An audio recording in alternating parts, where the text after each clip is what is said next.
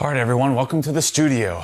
It does look good in here, doesn't it? These speakers look really fancy in here, but the beauty is these speakers sound fancy, but they don't cost fancy. That's if that makes sense to you. So I'm going to show you how to hook up.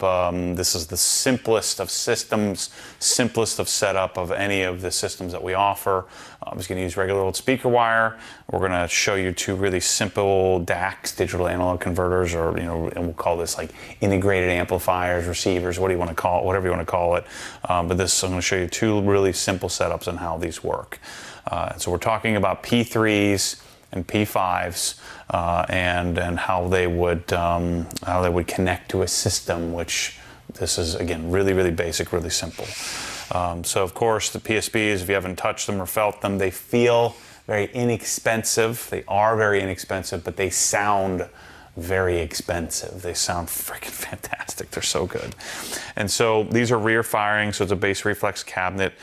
They do have a 1/4-20 thread if you had some sort of like, typical mount, a wall mount, speaker wall mount. And then you have a really typical binding post. There's a couple of ways you can do this. You can get, we sell speaker wire in the store, just some like CI rated, in-wall rated, custom install rated wire. It's white, 12 gauge, and you could very simply unscrew, thread your speaker wire into the binding post, and then torque it down. Obviously black for positive, red for negative, and your device, like your BlueSound PowerNode or something like that, should correspond. And then of course, I know I don't have to tell you this, but turn around, the right speaker is your right hand if you're facing the speaker, the left speaker is your left hand. So face toward the speakers, and that's how you get your left and right configuration. You want to be cognizant of that. That matters because the recording, if you're listening to something recorded specifically, they're going to record it left and right channel typically.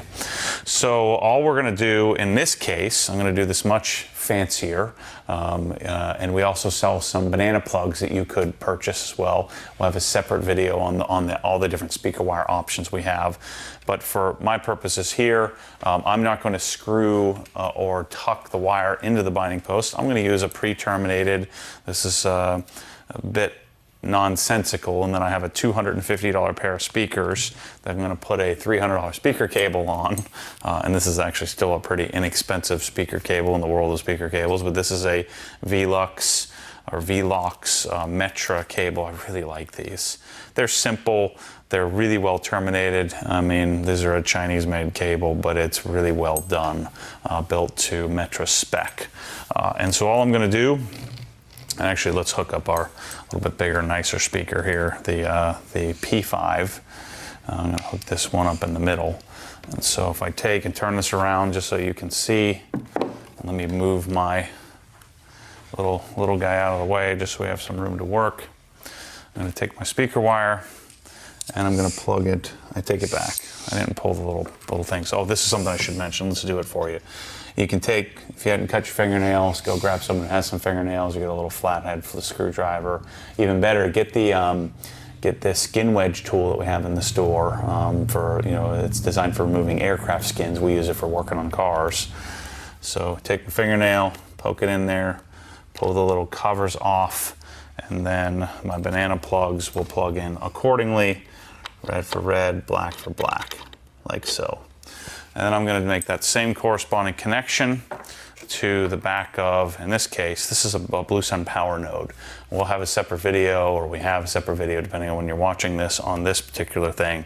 This little guy is freaking awesome. It's fantastic. So the cool thing about this, I'll unplug it for the time being just so I can show you the back side. So again, this was my right speaker, and so I'm going to plug into the right side of the amplifier. So this little guy here is a 24-bit, 192 kilohertz little digital analog converter. This becomes my Spotify, I listen to Tidal, so I have a Tidal subscription. This becomes my Tidal player, and all I have to do is plug in a power cord.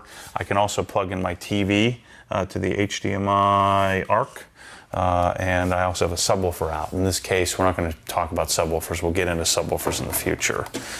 So I take my speakers, let me hook my power cord back up, Tell me this isn't freaking fantastic, especially for the garage. I've already hooked up this one. I plug in my left and right to the back of my PowerNode. My PowerNode powers up immediately. It's already connected to my Wi-Fi network. I've already connected it one time, and it'll stay connected.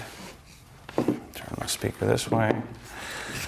Put my speaker wire just behind here nicely. Again, you can run any kind of wire you want. It's fine. But the nice thing about banana plugs, it makes it super simple to move in and out, or take in and out. And that's my system. So I don't even, there's no remote control for this. Remote control is my phone. I'm going to use the BlueOS app to listen to whatever I want. And this is all my software updates. This is my volume control. I'm listening to the native Tidal native player that's built in and integrated to the BlueOS app. You could also use Spotify. You could use Spotify and connect to this via AirPlay.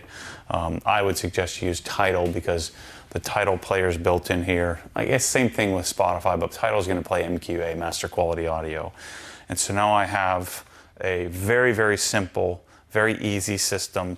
If you wanted to upgrade your sound, you could go up to something like a C368 or a 388 if you wanted some more power. This will open up the speakers, make them the soundstage bigger, actually smooth them out a little bit as well. So if you have room to put a bigger source component, this is $900. This is, I believe, $1,200. Or maybe, no, this is $1,500. The 388, I think, is $2,200. So you're getting into pricier territory. We're also going to carry likely Onkyo in the future because Onkyo has some inexpensive network receivers with HDMI switching. That's the problem with the BlueSound Node. There's no HDMI switching. With this, you need to buy another $300 module in order to get HDMI switching. But I'm telling you, the combination of this, make sure you go watch my PSB video where I talk about these things. They're absolutely fantastic for almost $0. It's freaking great. So that's it, man. Tell me that isn't freaking cool. I don't have to deal with remote controls. I don't have to deal with a bunch of wires everywhere. If I have a set of cabinets, you have a set of whatever, new age, hopefully you have some Sabres or some Sonics.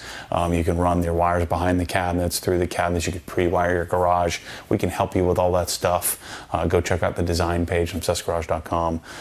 But in general, this combination for, you know, a pair of speakers. You could also use your own receiver if you had an old Yamaha or old, you know, Marantz receiver or something. All you need, a pair of speaker wires, set the speakers up wherever they go, run the speaker wires to them, plug in your device, you're good to go. So we will have packages coming very soon, or we may even have, depending on when you're watching this video, where we get you all the wires, all the connections. It'll be every part and piece you need in order to plug it into your garage and start listening to really quality audio.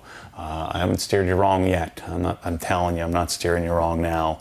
These speakers, for what they perform, freaking fantastic. So anyway, thanks for watching. Thanks for your support. See you soon.